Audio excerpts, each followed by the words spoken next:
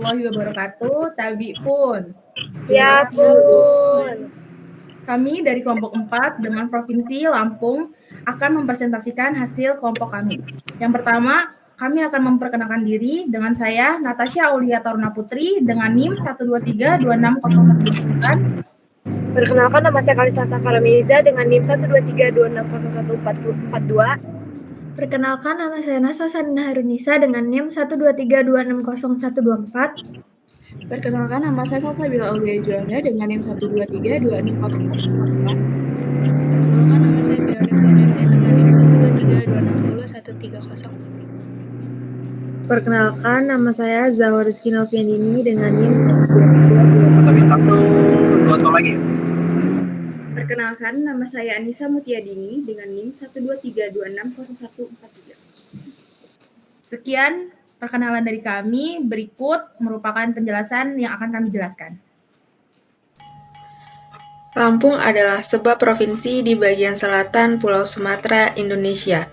Secara geografis, Lampung terletak di antara 4 derajat sampai 6 derajat lintang selatan dan 103 derajat sampai 105 derajat bujur timur. Provinsi Lampung berbatasan dengan Provinsi Bengkulu di sebelah utara, Samudra Hindia di sebelah barat, Provinsi Sumatera Selatan di sebelah timur, dan Provinsi Banten di sebelah utara laut. Geografis Lampung. Pertama, pesisir. Bagian selatan dan barat Provinsi Lampung merupakan wilayah pesisir yang memiliki pantai yang indah dengan kehidupan laut yang kaya. Kedua, gunung. Di bagian dalam provinsi terdapat pegunungan yang merupakan bagian dari pegunungan Bukit Barisan. Salah satu gunung yang terkenal adalah Gunung Raja Basah. Ketiga, sungai. Provinsi Lampung dilalui oleh beberapa sungai yang besar, termasuk Sungai Wai Sekampung, Sungai Tulang Bawang, dan Sungai Semangka. Bentang budaya. Lampung memiliki budaya yang kaya dan beragam, dengan masyarakat yang terdiri dari berbagai macam suku dan etnis, termasuk suku Lampung, suku Jawa, suku Sunda, dan suku Batak. Budaya Lampung terutama tercermin dalam tradisi, seni, musik, tarian, dan upacara adat yang masih dijaga dan dipertahankan oleh masyarakat.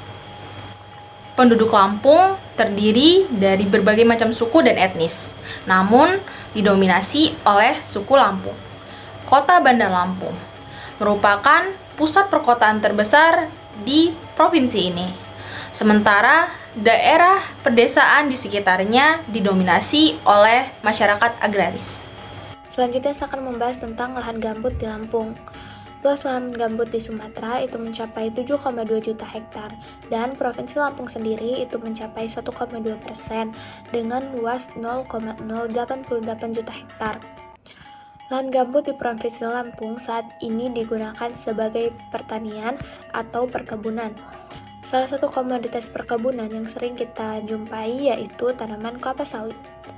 Sebagian besar perkebunan yang menanam kelapa sawit itu melakukan pembukaan lahan dengan cara pembakaran yang dapat menyebabkan kebakaran lahan. Selanjutnya, iklim sepanjang tahun di Lampung. Lampung itu beriklim tropis, yaitu ada musim kemarau dan juga musim hujan. Musim kemarau itu biasanya berlangsung dari bulan April atau Mei sampai September. Pada musim ini, curah hujan secara signifikan menurun. Kelembapan udara cenderung lebih rendah, tetapi suhu udara masih sedikit lebih tinggi. Selanjutnya ada musim hujan. Biasanya musim hujan di Lampung itu berlangsung dari bulan Oktober sampai Maret atau April, yang ditandai dengan curah hujan yang tinggi dan kelembapan udara yang tinggi. Suhu udara cenderung lebih rendah dibandingkan dengan musim kemarau. Selanjutnya terdapat 2 taman nasional di Provinsi Lampung, yaitu Taman Nasional Waikambas dan Taman Nasional Bukit Barisan Selatan. Adapun Taman Nasional Waikambas yang didirikan pada tahun 1989 dengan luas 1.300 km. Di dalamnya terdapat banyak satwa, yaitu seperti tapir, beruang madu, gajah Sumatera, harimau Sumatera, dan berbagai jenis burung. Taman Nasional Waikambas merupakan salah satu wisata populer yang ada di Provinsi Lampung. Selanjutnya, terdapat Taman Nasional Bukit Barisan Selatan yang dibangun pada tahun 1982 dengan mencakup area seluas 3.568 km persegi. Taman Nasional Bukit Barisan Selatan memiliki satwa yang hampir punah, seperti harimau Sumatera, gajah Sumatera, dan badak Sumatera. Adapun 3 tipe hutan yang ada di Taman Nasional Bukit Barisan Selatan, yaitu hutan hujan dataran rendah, hutan subpegunungan, dan hutan pegunungan. Selanjutnya di sini saya akan menjelaskan mengenai pengelompokan faktor terjadinya banjir di Lampung yang disajikan dalam tabel dan terbagi dalam beberapa identifikasi kategori. Kategori yang pertama yaitu MEN, di mana kategori ini terkait dengan aspek sumber daya manusia yang berpotensi menjadi penyebab masalah. Dalam kasus banjir yang terjadi di Lampung, penyebab pertamanya yaitu kurangnya kepedulian masyarakat terhadap lingkungan sekitar yang kemudian didukung dengan penyebab kedua, di mana masyarakat membuang sampah sembarangan, baik itu ke sungai maupun ke sistem drainase. Dan karena tidak adanya kegiatan rutin pembersihan sungai ataupun sistem drainase di Lampung. Kemudian, sampah yang dibuang sembarangan akan menumpuk sehingga sungai akan tersumbat dan aliran akan terganggu. Akibatnya, terjadinya banjir, sebagai lanjutan dari penyebab sebelumnya. Selanjutnya, identifikasi yang kedua yaitu method, di mana kategori ini terkait dengan metode atau prosedur kerja. Dalam kasus banjir yang terjadi di Lampung, penyebab pertamanya adalah kurangnya volume resapan sehingga air meluap pada sistem drainase. Kemudian didukung oleh penyebab kedua yaitu sungai yang kurang lebar, sementara lahan masih tetap dan sudah banyak dibuka perumahan. Selain itu yang terakhir karena terdapat cukup banyak tanggul pembatas sungai yang roboh akibat luapan air yang disebutkan sebelumnya. Halo semuanya, jadi di sini saya akan melanjutkan menjelaskan terkait 4 faktor lainnya mengapa sih di Lampung ini dapat terjadi permasalahan yaitu banjir. Ada faktor pertama yaitu money atau uang. Hal itu sering kita kaitkan akan permasalahan ekonomi sehingga dapat menyebabkan masyarakat yang memiliki keterbatasan ekonomi lebih memilih untuk tinggal di batara sungai, padahal hal tersebut dapat meningkatkan resiko terjadinya banjir. Yang kedua, ada time atau waktu. Time atau waktu menjadi salah satu faktor dalam permasalahan ini dikarenakan kurangnya inisiatif masyarakat dalam pengadaan gotong royong.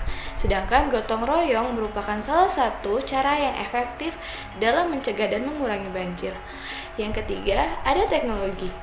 Teknologi merupakan salah satu faktor dari permasalahan ini dikarenakan kurangnya teknologi dalam pengelolaan sampah. Hal itu dapat menjadi hambatan dalam mengurangi banjir. Yang terakhir, ada yang namanya information. Faktor information itu dikarenakan terjadi akibat kurangnya pengetahuan masyarakat tentang bagaimana sih cara mereka menghadapi banjir, sehingga mereka tidak mampu dalam menghadapi bencana tersebut. Saya akan menjelaskan secara singkat kesimpulan dari hasil kerja kami. Provinsi Lampung merupakan salah satu provinsi yang berada di Pulau Sumatera. Provinsi Lampung sendiri memiliki kondisi geografis di mana di bagian selatan dan barat merupakan daerah pesisir. Di dalam Provinsi Lampung memiliki pegunungan yang termasuk ke dalam Bukit Barisan Selatan. Lampung memiliki beberapa sungai besar, di antaranya Sungai Waiskampung dan Tulang Bawang. Di Lampung sendiri memiliki beraneka ragam suku, di antaranya suku Lampung, Batak, Jawa, dan banyak lainnya. Di Provinsi Lampung, Kota Bandar Lampung merupakan pusat perkotaan. Mata pencarian di Provinsi Lampung sendiri sangat beragam, di antaranya di bidang pertanian, karena Provinsi Lampung menghasilkan banyak hasil alam seperti kopi dan lada hitam. Namun, di antara keanekaragaman yang dimiliki oleh Provinsi Lampung sendiri memiliki beragam permasalahan. Yang pertama adalah kurangnya resapan air, yang kedua adalah kurangnya kesadaran masyarakat dalam proses pengolahan sampah, yang ketiga adalah alih fungsi lahan akibat pembangunan. Maka dari itu, kita sebagai warga Lampung harus meningkatkan kesadaran diri sendiri agar membangun Lampung lebih baik. Sekian, terima kasih.